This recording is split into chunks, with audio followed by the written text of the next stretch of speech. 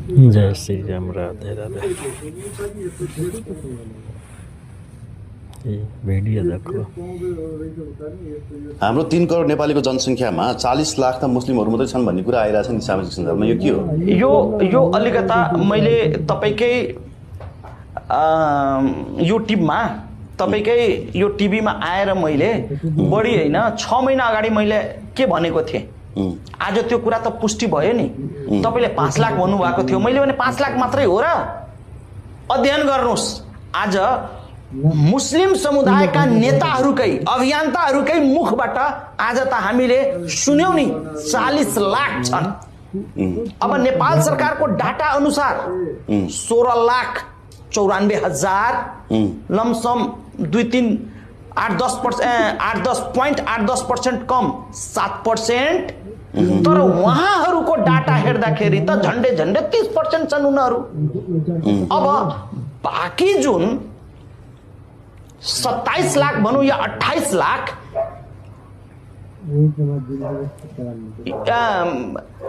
26 लाख मुस्लिमहरू कहाँ छन्? बाँकी मुस्लिमहरू कहाँ छन्? यो नेपाल सरकारले तुरुन्तै म सम्माननीय प्रधानमन्त्रीजीलाई र गृहमन्त्रीजीलाई तपाईहरूलाई कसैले पनि कर कापमा राख्नु भएको छ भने तपाईहरू जान्नुहोस्।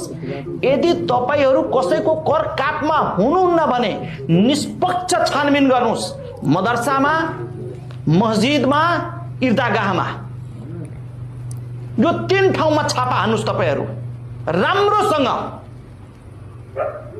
र कतिजना कुन देशबाट छन्, कतिजना कहाँबाट आए र कतिजना कुन उद्देश्यले नेपालमा आएका छन्। होइन भने यो मधेसको मात्रै कुरा होइन, यो हिमालको मात्रै कुरा होइन, यो पहाडको मात्रै कुरा होइन, समग्र नेपाललाई आजको ठीक। जय श्री राम, राधे राधे। जितना जैसे हिंदू भाई है, जितना के गाँव रे जैसे बंगाली चाहे पाकिस्तानी कोई मुस्लिम आता है, वो कंप्लेन जैसे करो, पुलिस के खबर करो, अपने पकड़ के पुलिस ले जाएगा। ऐसे सरकार के नहीं पता लगता है ना।